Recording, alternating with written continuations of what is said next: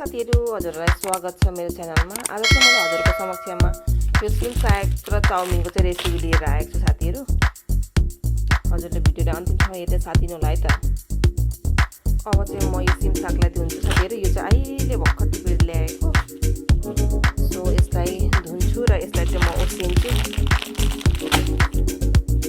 यहाँ थुक्पाको लागि पानी पनि उमिन थाले। म यसमा थोरै बेसा लगाउँछु कलरको लागि।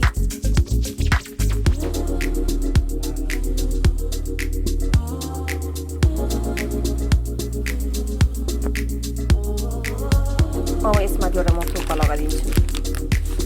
पानी चाहिँ थुक्पा डुब्ने हुनुपर्छ साथीहरु।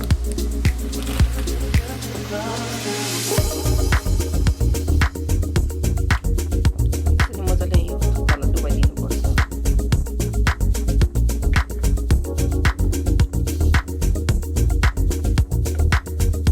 मजाले पकाउनु पर्दैन, यति हुन दिनुपर्छ। अब यो रेडी भएको छ साथीहरु। अब म पानी तार्छु। ल साथीहरु, थुक्पा पनि तारेर यहाँ मैले रेडी बनाएको छु। अनि यतापट्टि सिम सागलाई चाहिँ पखाली गर्दा यहाँ रेडी गरेको छु। अनि यहाँ प्याज काटेको छु थोरै, अनि दुईटा खोर्सानी, अनि यो पकाउनुको लागि चाहिँ यहाँ मसला हालेको छु, जिरा मसला। सो यति मात्रै हो, सिम्पल वेले म पकाउँछु।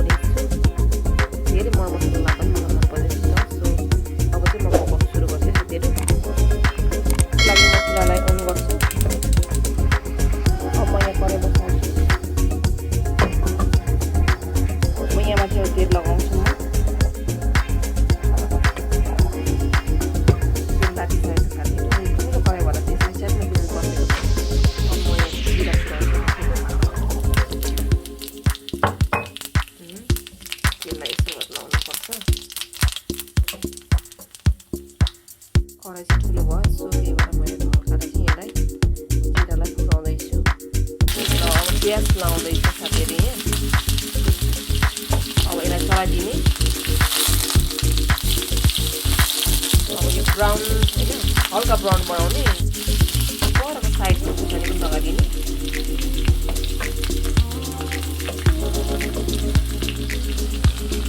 यतिको भएपछि चाहिँ यहाँ माथिबाट चाहिँ त्यो अघि तारेको थुक्पालाई लगाइदिने साथीहरु।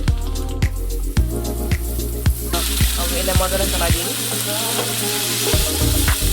यहाँ थोरै बेसा लगाइदिने माथिबाट।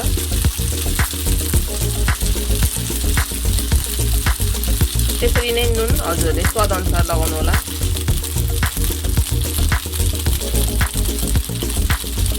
अनि स्वाद अनुसार हजुरले अजिना मन पराउनुहुन्छ भने अजिना लगाउनुहोस् माथिबाट।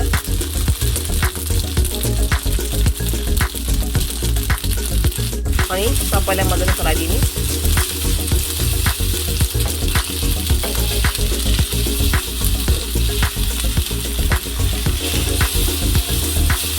ल अब चाउमिनलाई चाहिँ साइडमा लगाएर यताउति ठाउँ बनाएर यहाँ चाहिँ फेरि त्यो सिम सागलाई लगाइदिनु साथीहरु।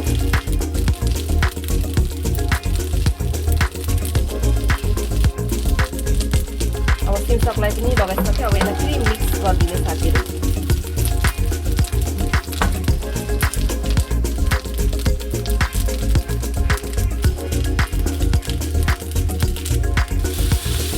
ल यो मिक्स गरिदिने अब सागलाई चाउमिनलाई।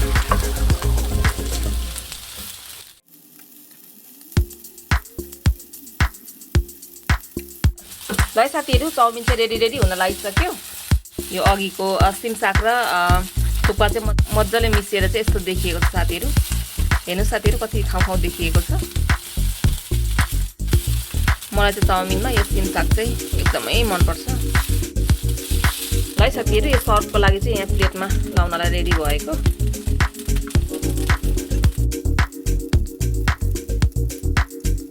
चाउमिन र सिम रायो पनि रेडी भएको छ। यस्तो देखिएको छ साथीहरु। अनि यता चाहिँ मैले काँक्रा र अमिलोमा चाहिँ सस लाएर रेडी बनाएको छु। यो चाहिँ अब खानको लागि रेडी भयो। है साथीहरु, हजुरले पनि खानु भएको छ भने चाहिँ ट्राई गर्नु होला। एकदमै मिठो हुन्छ साथीहरु। ल त साथीहरु, आजको भिडियो यति नै थियो। Bye bye. अर्को भिडियोमा भेटौँ न साथीहरु।